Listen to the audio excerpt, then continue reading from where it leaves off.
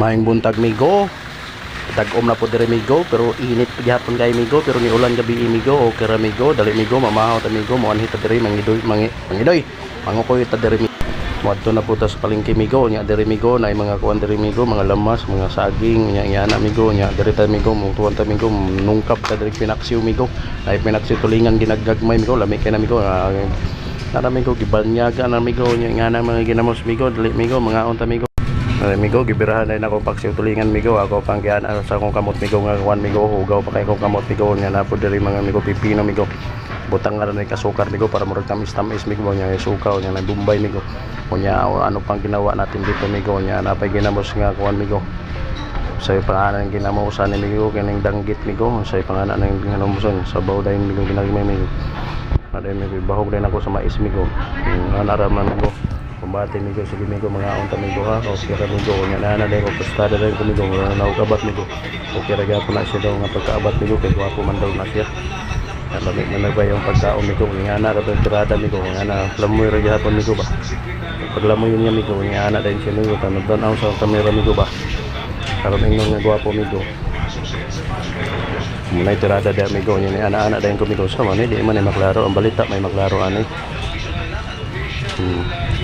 basta ra din ako migo nga na din ko migo nga kaon ko sagbot migo sagbot nga hindi pinagbabawal migo nya na din ko kinamot din ko migo nga na din migo alam nga migo alam mo sabi migo paglamuya migo ba murag na og kuan migo timos migo pero migo kami nang gapong kaon nga gusto nga na dahil sudan migo no normal lang pagkaon dahil nga na lang miradahan basta mga gulay ba diba kaya na migo pinaana dahil migo nga utro migo gatay man ang silpunan ni migo sige magkakuan migo may advertise noon mo gawas migo nga artist ni silpunan migo migo mantayanan yun migo kay murag mo o kalitrag op migo saan yung silpunan ni migo pikdoy man pero guwapo man gyapon silpunan kay magkakuan man gyapon migo tanaw ko silip ko migo nga opera migo kay opera man gyapon siya migo kay indab man gyapon sa imo migo nalano ko pinana migo kuyo-kuyo migo yung anak. Ang siste, ang EDSA Passway ay para bagang naging simbolo, parang gano'n,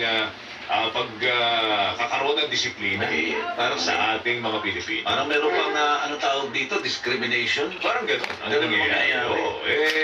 Sino kaya yun? Alam, sa halip na yung, ano daw? Saik DOTR daw po huli. sa shuttle bus ng MMDA. Diba? Hindi daw mga tauhan ng MMDA. Oo, yan. Alam ko, Saik, di pa kasama din ng MMDA. Ang ibig ko lang sabihin dyan, yung MMDA, hindi kinonsinti ni Chairman. Ni Chairman. At pinagpultan niya, at pinagalitan niya. Si Chavit nga, hindi nakalusot. Kaya nga. Chavit, di ba? Hindi nakalusot si Chavit. Si Chavit. Oo. Sumabit si Chavit. Pero sinasabi ko dito, mga kapuso, nag-implement tayo ng exemption to the rule. Pero pag napakarami ng exempted, wala nang kwenta. Exemption becomes the rule. The rule. Yun. Wala nang kwenta na. Opo. Nagiging norm na po yung exemption. Hindi na maganda yung kwenta. Wala nang kwenta. Balikan natin ang ating mga headlines. Nararanasang El Nino sa bansa may tuturing na pinakamatindi kung hindi napaghandaan ang pamahalaan. Ayon sa Pag-asa. Deadline para sa franchise consolidation sa ilalim ng PUV Modernization Program hanggang ngayong araw na lang. Mga operator na hahabol sa deadline bibigyan ng dagdag na panahon para makumpleto ang requirements.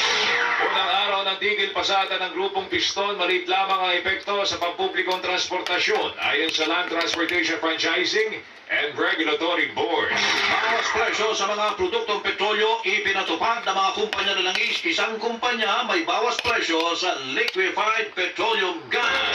Mataas na patong ng mga middleman sa presyo ng mga produktong pang-agrikultura pinuna ng mga kongresista. Mga manggagawa, walang aasahang anunsyong dagdag sweldo sa araw ng paggawa ayon sa Department of Labor and Employment.